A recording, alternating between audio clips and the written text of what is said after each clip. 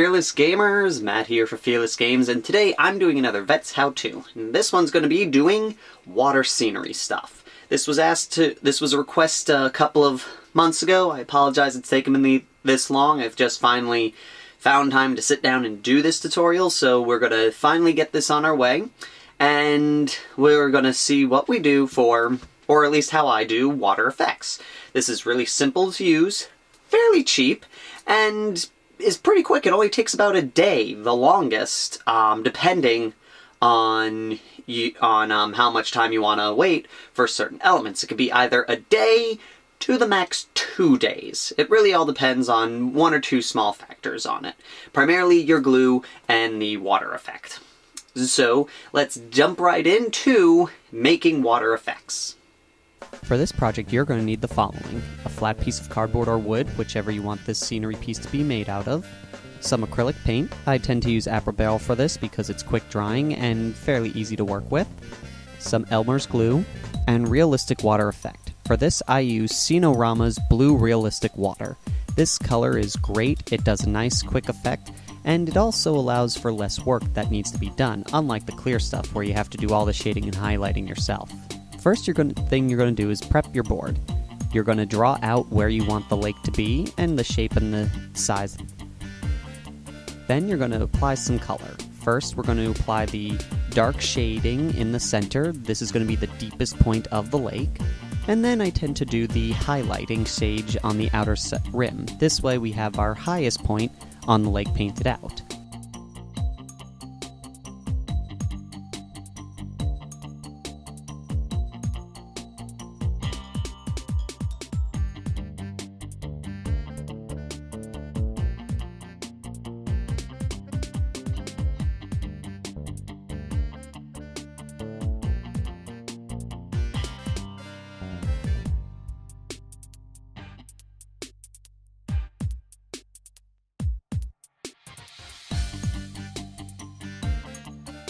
I then mix the two colors together and paint in the middle of them. You may need to do this in 2 layers because the paint may be too thin and will require 2 coats. And what you want to do is just try to have a nice gradient effect. You don't need it to be perfect because some lakes can have dramatic dips in them, so just go with what type of look looks best for you.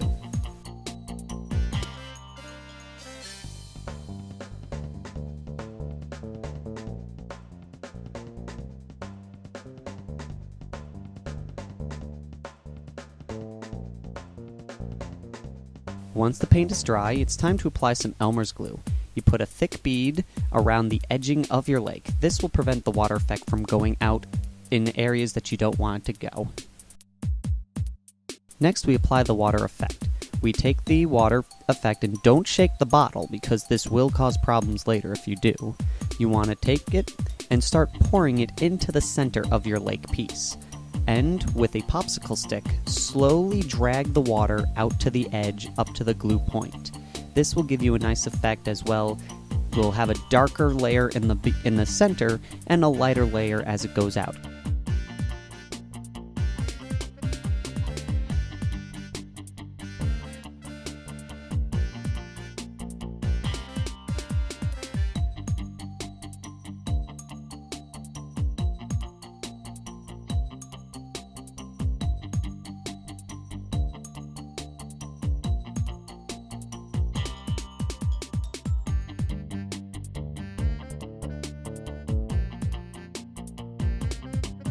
Once it's been distributed, you then have to wait 24 hours to make sure that the water gets dry completely.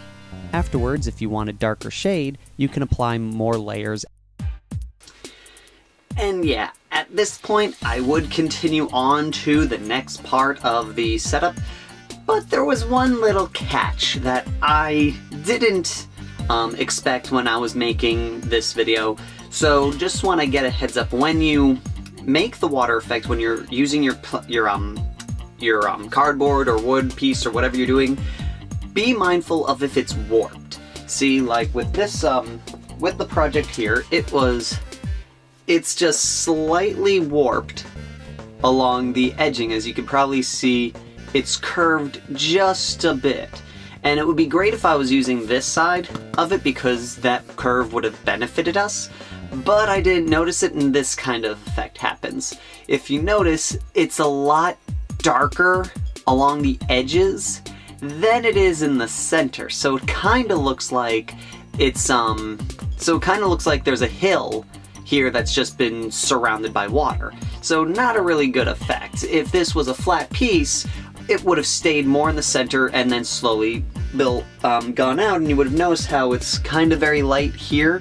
You would have noticed that effect along the edges of the cardboard piece instead. And as you can see with it, it's a really cool effect. You can kind of see the camera in the water in the piece here. It's got that very waterish effect. That's why I use this product. And also real easy stuff to use because it just gives this, as I said, this cool bluish water effect without really any trouble. And if you do realize, so if you get this, make sure it's a flat piece. If it is warped, make sure you use it so it's kind of like a bowl in a shape instead of popping up like a hill. So you want, if you notice the board's warped, you want to make sure that the board is warped like this, because this will allow the water to pool more towards the center to give you a nice really deep look, more of like a bowl effect. But unfortunately, like with this piece, it was warped like this, so it came down off the sides.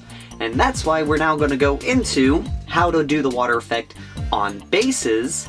That way we can finish this video and get to the next step of this. So we're going to go over this one more time on how to do bases, and then we'll go into the next step that we would have gone over if this part did screw up. So let's continue. For this, we're going to do the exact same steps as we did before. We'll first paint the area that we wish for the bottom of the water to be, and then apply a bead of Elmer's glue to make a border. With this, since this is a War Machine based stand, you have a little bit of cheating to do since you do have that lip, but if this was something like a Games Workshop based stand or something where there wasn't an edge, you'd want to place the glue around the whole area that's going to be the water effect. Once the Elmer's glue is dried, you then apply the water effect as we did before, pouring it in the center and using a popsicle stick to drag it out to the end of the lake area or river, whichever it is.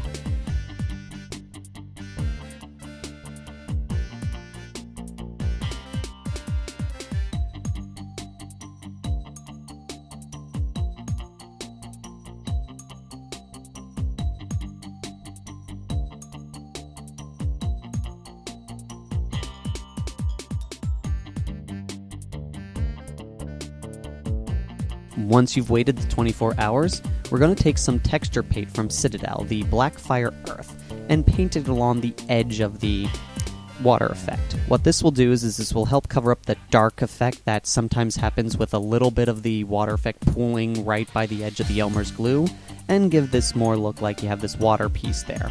I do this afterwards because if you do it just before the water effect, you may end up having a dark shade along the edge, giving you this like black line that doesn't really look too good. Then we take some Elmer's glue, apply to the rest of the stand, and put on your preferred modeling flock, or grit, whichever you wish to put on this.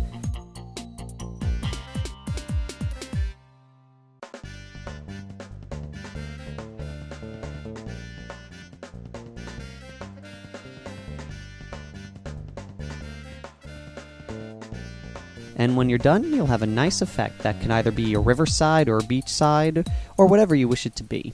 And there you are. Your final result is a nice water effect with little mud piece to kind of show the water drenching out the spot there, and the grass field behind it. Like I said, this is a great, cool effect. If you do find that the water is a little too light for your liking, you can add more layers. You just have to wait the 24 hours for it to completely dry to add the next one. And that is pretty much it. Like I said, it takes very little time. The longest is waiting for the water piece to dry, which needs about 24 hours to do. And thankfully with the glue works very well at keeping everything at bay. So you don't have to worry about it peeling over the sides. That only really happens if you push too much of the water effect out and you bring a huge bunch of it to the edging. But if you start at the center and slowly pull it out, you'll be thinning it out towards the edge. And the Elmer's glue holds it in pretty well.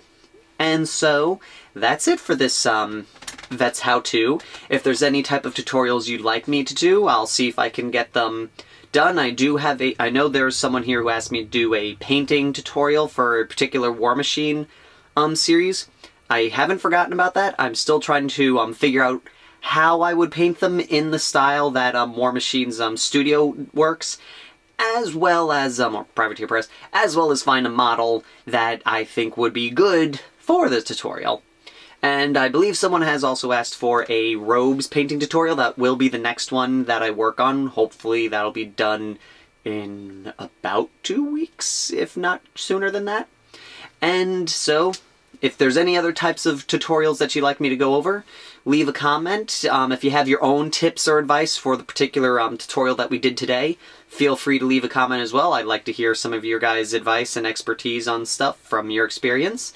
And that is all for right now. If you haven't yet, like us on Facebook. That way you can find out information on when stuff like this is happening. Also get an idea of different contest giveaways if we ever do one, like we are doing one right now, which you go to our Twitter account for.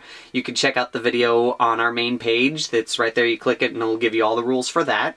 And that is all for right now. So, thank you all for watching, and until next time, Fearless Gamers, take care.